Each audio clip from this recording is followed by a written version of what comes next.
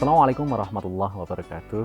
Alhamdulillahillazi anzala sakinata fi qulubil mu'minin liyazdadu imanan ma'a imanihim walillahi junudus samawati wal ard wa kanallahu aliman hakima. Asyhadu an la ilaha illallah wahdahu la syarikalah wa asyhadu anna Muhammadan abduhu wa rasuluh la nabiyya ba'dah.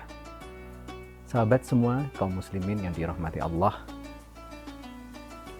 dalam kehidupan kita ini manusia berinteraksi dengan banyak sekali manusia yang lain. Umat Islam saat ini jumlahnya kurang lebih 2 miliar jiwa, yang itu merupakan 15% dari keseluruhan penduduk di muka bumi. Jumlah yang tentu tidak sedikit, sangat besar, bahkan kita menjadi umat yang paling banyak, salah satunya sebagai agama terbesar di dunia. Tapi apakah jumlah ini menjadi sebuah kelebihan? Bisa jadi kelebihan dari segi kuantitas, tetapi yang lebih penting dari jumlah besar umat Islam adalah persaudaraannya. Ikatan persaudaraan umat Islam yang kita kenal dengan nama Ukhuwah Islamiyah. Betapa banyak potensi dari jumlah yang sedemikian besar dari umat Islam jika disatukan dalam satu visi, dalam satu ikatan persaudaraan, ikatan kerjasama yang menjadi satu poin bagi umat Islam di seluruh dunia untuk memecahkan berbagai macam persoalan, baik persoalan global maupun persoalan-persoalan umat. Tentu saja umat Islam yang sedemikian beragam tersebar di berbagai wilayah dunia tidak harus menjadi satu dalam satu pemikiran, satu isi kepala. Karena secara sunatullah manusia adalah entitas yang memiliki keberagaman. Sebagaimana ungkapan yang sangat terkenal, kullu ra'sin ra'yun. Setiap isi kepala berbeda-beda. Namun demikian, ikatan persaudaraan dalam Islam yang kita sebut sebagai ukhuwah Islamiyah sudah dijelaskan oleh Rasulullah dengan berbagai perumpamaan yang sangat-sangat luar biasa yang bisa kita maknai sebagai sebuah potensi besar. Yang pertama, Islam sebagai ikatan antara umatnya seperti bangunan, seperti bunyan. Al-muslimu wal-muslimu kal-bunyan yasuddu ba'duhu ba'don. Muslim satu dengan yang lainnya seperti bangunan yang saling menguatkan satu sama lain. Sehingga ketika menghadapi guncangan, menghadapi persoalan, maka saling menguatkan. Persaudaraan Islam juga diumpamakan, disebutkan oleh Rasulullah sebagaimana cermin. Ketika kita melihat cermin dan melihat ada kesalahan, ada ketidaksempurnaan, maka kita mengoreksi satu sama lain setelah melihat cermin itu. Ukhuwah Islamiyah juga diibaratkan seperti sekumpulan lebah, yang ketika lebah itu memakan sesuatu yang kotor, maka kotoran itu akan keluar juga dan mengkontaminasi yang lain. Banyak lagi yang lain. Yang paling utama tentu saja perumpamaan ikatan persaudaraan itu sebagai sebuah jasad. Ketika jasad kita sakit, maka bagian tubuh yang lain akan ikut merasakan.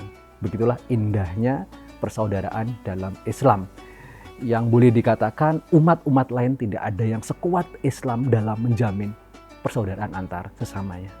Ketika kita pergi ke luar negeri misalnya, ketika ketemu orang baru yang kebetulan dia tahu kita seorang muslim atau muslimah, maka kita akan disapa dengan sebutan brother and sister. Ini sesuatu yang sangat nyata bahwa persaudaraan itu sangat dekat dengan sesama umat Islam. Tanpa mengurangi arti ukhuwah insaniyah dengan manusia lain dari beragam agama yang berbeda, yang itu juga dijamin oleh Islam sebagai bentuk rahmatan lil alamin, umat Islam akan mencapai puncak potensinya ketika nilai-nilai ukhuwah ini ditanamkan dan diterapkan dalam kehidupan sehari-hari. Bagaimana penerapannya? Sahabat, akan sedikit saya sampaikan tentang rukun ukhuwah Islamiyah. Yang pertama yang biasanya dianggap sebagai permulaan dari rukun ukhuwah atau syarat terbentuknya ukhuwah adalah ta'aruf. Kita saling mengenal satu sama lain. Kita mengenal saudara-saudara kita, mulai dari namanya, mulai dari di mana dia tinggal, di belahan bumi mana, atau tetangga kita yang muslim ini siapa saja, namanya siapa, kemudian kebiasaannya seperti apa. Ini adalah bentuk-bentuk bagaimana kita saling mengenal sesama umat Islam atau ta'aruf. Berikutnya adalah tafahum. Apa itu tafahum? Saling memahami. Sesama umat Islam setelah mengenal satu sama lain, maka harus lebih memahami apa kelebihannya, kekurangannya, potensi-potensinya, sehingga kita bisa lebih empatik terhadap saudara sama muslim. Oh, ternyata muslim ini punya potensi besar, punya kelebihan di bidang ini, punya kelemahan di bidang ini. Sementara saya sebagai muslim yang lain bisa mengisi kekurangan itu, dan harapan yang lain juga bisa menerima kekurangan saya, sebagaimana sesuatu yang saling melengkapi karena pemahaman satu sama lain. Yang ketiga, setelah memahami, maka ukhuwah akan tercipta ketika ada ta'awun. Ta'awun adalah saling menolong, saling membantu. Ini menjadi salah satu prinsip dasar dalam kehidupan beragama, bahwa menolong dalam kebaikan itu tentu saja akan menghasilkan sebuah ikatan persaudaraan yang luar biasa potensi manfaatnya ketika sesama saudara kita dirundung kesusahan misalnya. Dengan mekanisme zakat misalnya, dengan kita sering berjamaah, maka tolong-menolong itu akan terbentuk dengan sendirinya. Tentu yang diingat adalah tolong-menolong dalam hal kebaikan. Ta'awanu 'alal birri wat taqwa wa la ta'awanu 'alal ismi wal udwan. Tolong-menolong dalam kebaikan dan ketakwaan, bukan dalam bentuk dosa dan kemaksiatan. Karena kolaborasi kotor bisa dilakukan jika direncanakan oleh banyak orang, tetapi itu perlu dijauhi karena kita berfokus pada tolong-menolong yang sifatnya positif dan berdampak pada kebaikan. Berikutnya, setelah ta'awun terbentuk, maka ada prinsip yang menjadi rukun ukhuwah adalah takaful. Apa ini takaful? Takaful adalah menjamin, saling menjaga sebagai bentuk rasa ikatan sesama umat Islam. Maka harus memastikan saudara-saudaranya tidak terganggu dari apa yang kita lakukan. Kita juga harus membela ketika umat Islam yang lain disakiti. Sehingga adanya jaminan, adanya persatuan yang saling menjaga dan menjamin melindungi, maka Islam sebagai sebuah ikatan persaudaraan ini akan sangat kuat.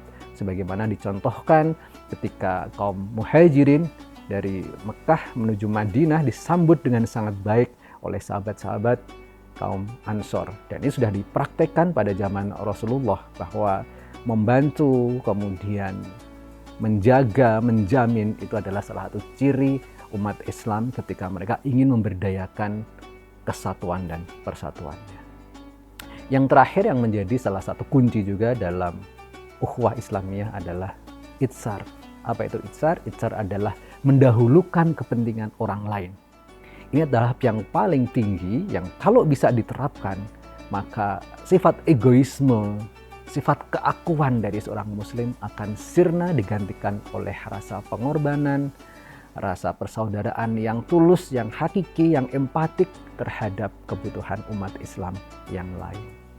Apakah kita di bulan Ramadan yang mulia ini sudah menerapkan itsar itu, memahami betapa banyak masyarakat di luar sana, khususnya umat Islam yang kelaparan, yang terjajah, yang menderita seperti saudara-saudara kita di Palestina, di belahan bumi lain? Apakah kita sudah memberikan bantuan atau minimal doa terbaik yang bisa kita berikan untuk mereka? Dukungan di media sosial misalnya, solidaritas atas apa yang mereka rasakan, adalah bentuk itsar sebagai salah satu ciri ukhuwah. Dengan demikian, jika umat Islam bisa mengoptimalkan ukhuwah Islamiyahnya, persaudaraan sesama umat Islam lintas bangsa, lintas negara, namun disatukan dalam ikatan nilai-nilai keislaman, disatukan dalam ikatan ketauhidan, maka Islam akan menjadi salah satu agama yang kontribusi nyatanya terhadap berbagai macam persoalan di dunia ini menjadi nyata. Itulah esensi rahmatan lil alamin. Tentu saja ikatan itu semua akan menyatu dalam ikatan kemanusiaan, ikatan persaudaraan sesama manusia.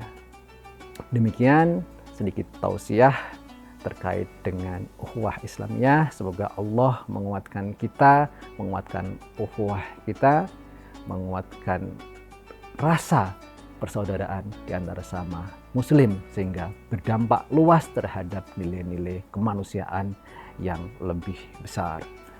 Akhirul kalam, wabillahi taufiq wal hidayah. Assalamualaikum warahmatullahi wabarakatuh.